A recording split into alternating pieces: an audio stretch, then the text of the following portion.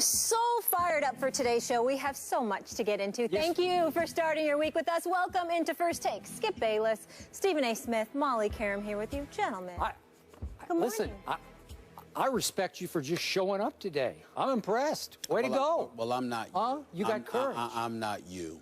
I get my comeuppance today. This was not a good weekend for me. So I have to come in here and eat crow on several. Will you shake He my might have hand got a first, couple right. Thank you. I really didn't want to. All right, I know. But I will. I know you didn't. You got me today. You got me today. All right, I got it. All right, here we go. I got You had a good week. But how about Except for them my Cowboys? We'll get into them in just a bit, and of course, Dez as well. But first, let's focus on the battle of undefeateds. The Broncos defense, reminiscent of the Orange Crush, made the Packers offense look pedestrian with a 29-10 win in Mile High. Skip, was this more about Denver's defense or Aaron Rodgers? Wait a second. Stephen A. Smith, I got my stats here, and my stats say, did I fall asleep and dream that Aaron Rodgers had a grand total of 77 yards pass? 70, yeah. Can I repeat that again? Yeah. 77 yards passing? So once again, last night, the bad man was just bad. In fact, he was beyond bad. He was horrible, the bad man was. I got to say this because this was my final thought at the end of that game last night. For once, Aaron Rodgers looked more like Mr. Rodgers. He really did. The Denver Broncos made Aaron Rodgers look like Mr. Rodgers. Who knew? Who would have thought? And I'm going to ask you again, as I sit here and ask you week after week, when are you and all those blind Aaron Rodgers worshipers out there, most of you in Packer Nation, when are you going to wake up? And when are you going to realize that the bad man just is not that good, especially when it matters most? Now, again, for perspective, the bad man did go on one miraculous road team playoff run, a wild card run through the playoffs that consisted of winning at Michael Vick in Philadelphia when he was really shaky, at Matt Ryan when he was really shaky, and then at Jay Cutler when he wound up on the bicycle in the second half. Your favorite game off which to ridicule Jay Cutler. Those are the three games Aaron Rodgers won to get to a Super Bowl in which Troy Polamalu was not able to run on his bad hamstring, and during which Aaron Rodgers' defense was sensational and did a number on Big Ben in that Super Bowl. So that was a long time ago. And since then, your man Aaron Rodgers is 2-4 in the postseason. And as of last night, Aaron Rodgers on the road in primetime games, nighttime games, he fell to 3-9 on the road, primetime, 3-9 for the bad man who was just bad. So the point is, he can front run at Lambeau Field. We know that. And most of their games are at Lambeau Field because they play about three-quarters of their games at home. But you make him play away under the lights, and Aaron Rodgers melts. And look, I realize the Denver Broncos have the best pass rush in pro football. There's no doubt about that. But again and again, Aaron Rodgers' offensive line did give him enough time to stand in the pocket and make one read and throw it to one receiver, just the way Tom Brady is constantly forced to do behind that makeshift, least experienced in the NFL offensive line of New England's. But again and again, Aaron Rodgers stood behind his offensive line, and he tap danced like the late, great Gregory Hines. He did. He tap danced. They kept him in the pocket. They would not let him loose, and he tap danced like the late, great Gregory Hines. I've never seen anything like it before. Aaron Rodgers does not belong in the same sentence with Tom Brady, so I strike the sentence I just uttered because it doesn't count. He doesn't belong in that sentence. Last night, Aaron Rodgers was badly outplayed by a washed-up, quote-unquote, Peyton Manning, who, by the way, looked a whole lot like Peyton Manning to me. As I keep telling you, I think he's just fine. So, bad indeed, Stephen A. Smith. What do you have to say for yourself? Well, I'm willing to concede it was a god-awful night by the Green Bay Packers. Could y'all turn that video off, please, while I'm talking?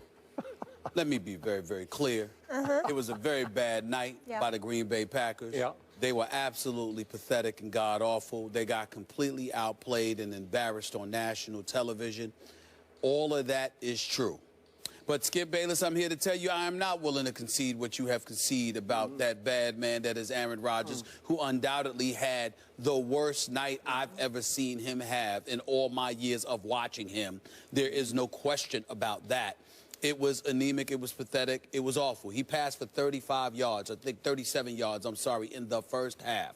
He only attempted 12 passes in the first half. He finished the game only attempting 22 passes, completing 14 for 77 yards. All of those things were embarrassing. But unlike you, who sits there and uses every little nugget that you can to just jump on the people that you want to jump on while you try to defend the people that you want to defend, I'm going to sit here and be fair. You are? I'm going to be fair. And I'm going to be fair like and you are honest when my Cowboys lose. Yes, that kind of fair. And I'm a Steelers fan, first of all, and I root for the New York teams. I don't root for Green Bay. I root for Aaron Rodgers. I realize Let me be very, very clear. Skip Bayless, I think you're being grotesquely unfair because I don't think that you are taking into account what this man had to work with. First of all, yes, Denver had 3 sacks. Yes, Denver jumped out to a 17-0 lead. Therefore, they could take chances. They could go at him all night long, and there was little to nothing he could do. You know why? Because I don't care how great of a quarterback he is. When you have guys in Randall Cobb and Starks who cannot get open, and don't get me started with Richard Rodgers. Randall Cobb can't get open? They didn't get open. They weren't getting open last night. What if they got open quickly? I let you talk. I let you talk. I didn't say a word. I let you go on your little soliloquy. I didn't say a word. I sat here and I took it. All right? The Denver Broncos are #1 in points allowed, #1 in yards allowed, #1 in pass yards allowed. They have the elite defense in the game.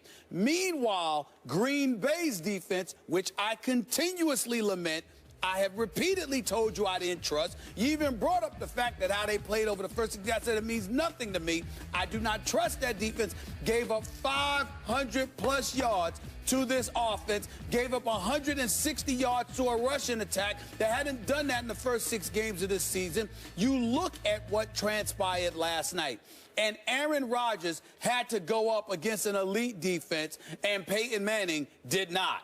Aaron Rodgers had guys who could not get open. He was back there, he was scrambling in the pocket, running for his life, and guys still couldn't get open, even after he created time and space for them to do it. So in the end, all I learned from last night, regardless of what you want to say about Aaron Rodgers, all I learned last night is the absence of Jordy Nelson, what that means to this team, the fact that he doesn't have enough weapons, the fact that their defense isn't much to brag about by any stretch of the imagination. You combine all of that with the IQ of a Peyton Manning, a running game that showed up against that suspect defense, a secondary which, by the way, is unquestionably the best in the NFL right now. We've been talking about the New York Jets. We'll get into them a little bit later on in the show.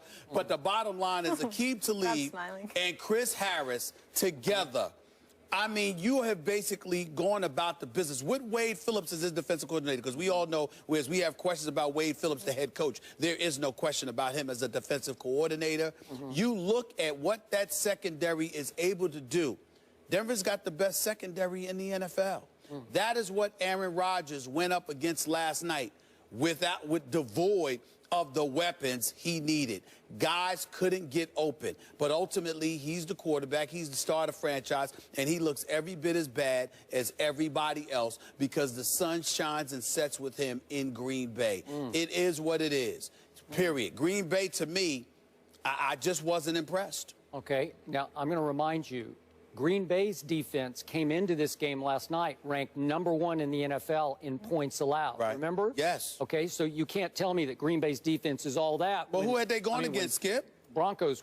What's that? Who had they gone against? That was my issue with Green Bay. I didn't think much of them is all I'm trying to say to you. I've never been sold on them. I think everything about Green Bay, all right, with the exception of Shields making a play here or there, or ha-ha Clint Dix, the bottom line is it's about Clay Matthews and whether or not he can get to the quarterback. If he can't do it, you don't hear much about anything from Green Bay's defense. They usually don't break, but they bend an awful lot. And against somebody like Peyton Manning, they're going to break. In the end, this defense got exposed.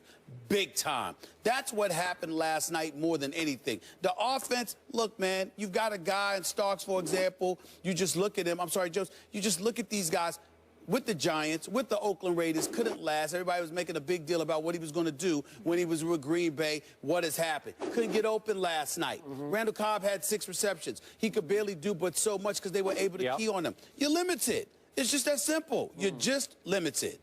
So I remind you, James Jones came into this game leading the NFL in touchdown catches. I understand. Am I right about that? I understand. And I'm not sure what happened last night, but what do you mean you're not sure? He caught one ball for 2 yards. Wait a minute. One ball Don't lie to the American public. Okay, you know too much football not to know what happened to them defensively. You cannot give this quarterback a pass for what happened.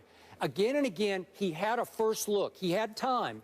But the point was that the bully got bullied because at home, Aaron Rodgers front runs on everybody. And if you do let him get out of the pocket, he will run it down your throat and throw it down your throat. But they kept him in the pocket. They made him take a first look, and he choked. He's like, you know, double clutching because he's not Tom Brady. Tom Brady gets rid of it in 2.5 seconds every play.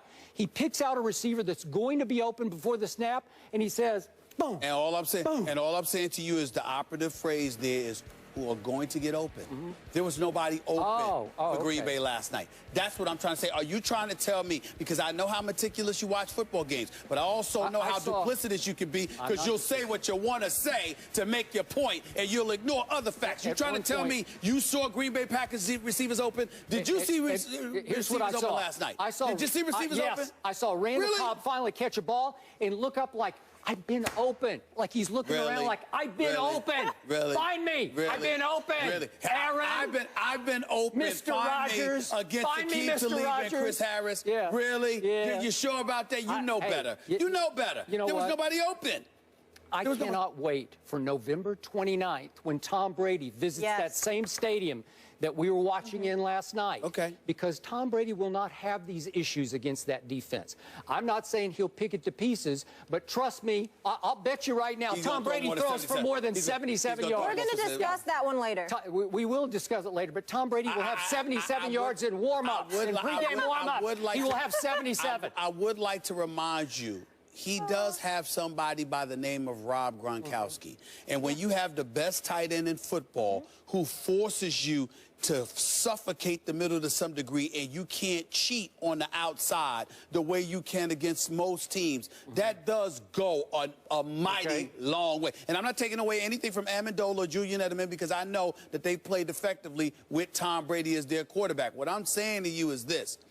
That's an elite weapon to have. A matter of fact, we've debated about Peyton Manning. You know, Owen Daniels and Green showed up at the tight end spot yesterday, but they were missing in action the first 6 games, So a lot of people felt that that had something to do with what has served to neutralize Denver's offense. Having an elite tight end helps. Having Julius Thomas all of those years helped Peyton Manning. That not having him has affected Peyton Manning. You're Tom Brady and you have Rob Gronkowski. That goes a mighty long way. Who the hell does Aaron Rodgers have?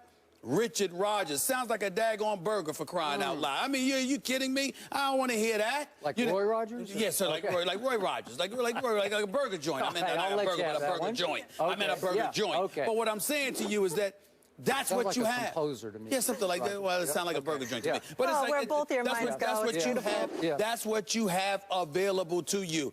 Again, this is not the day for me to make a case for Aaron Rodgers. He got beat down last night. I've never seen him look that bad. It wasn't a beautiful day in the neighborhood. I haven't seen him. That's right. That's right. Wasn't a beautiful day. Touche. Yes, thank you. I have not seen Aaron Rodgers look that bad. But I also didn't see any receivers open. And I think that had a lot to do with it. It had a lot to do with it? I really believe that. Yeah, and Tom Brady has who to get deep? Who's their deep? Wait a minute, wait. Again, Help me out. Help me out. Once again. Who gets deep for Tom Brady? Who spreads the?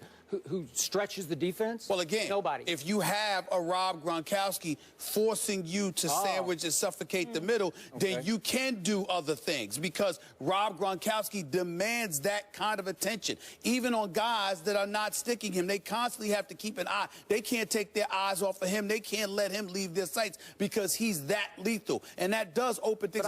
Ask Edelman, ask Amendola, ask LaFell, who dropped so many passes, at least over the last 2 weeks. Ask them what Rob Gronkowski does for them. We are talking about the guy that you say is the greatest quarterback in the history of the NFL. You've never seen anything like him before. I have said to you, I have never seen a quarterback more talented than Aaron Rodgers, and I sit here today and still say that. It's a bad night. I've never seen a quarterback more talented than him. How can he throw for 77? Well, because guys couldn't get open. Oh, okay. Guys couldn't get open against the #1 defense with the #1 secondary in all of the NFL. If he's that great, he could. Listen. You have said Aqib Talib is great during the regular season. You worry about his durability and his reliability come postseason time. You've praised Chris Harris. We know how elite those dudes are. With the TJ Ward and the rest of the crew up in there, look, they can ball, man. Their defense is no joke. And now that they've got Wade Phillips, that helps even more. I mean, Gary Kubiak's got to be the luckiest man on the planet. Mediocrity in Houston, coaching the team, and you land in Denver with that. I mean, it's unbelievable. Yeah, listen, only in America, but it is what it is. Okay. Aaron Rodgers got beat down last night. Last 2 quick points. Period. Tom Brady throws open his receivers. That's what Aaron Rodgers should have done last night. And number 2, we got to give a quick point of order here that Peyton Manning was special last night. You got to give that up, right? Absolutely. He was just special. He was. To complete 6 out of 9 from 15 yards farther. He was, but again, Green Bay's defense never moved. We talked about it last week when you talked about how the numbers show that they will. I said, Skip, this is not an elite defense. You see them bending a lot. They can be exposed. And every time they go up against a big-time team, they get exposed. It's always Rodgers coming to save the day. You did think that Green Bay could go in there and win. I thought Aaron Rodgers could go in there and win. Rodgers has now lost 9 straight on the road against teams with winning records. To Skip's point, his last win was December 16th, 2012 at the Bears. You talk about boom, boom.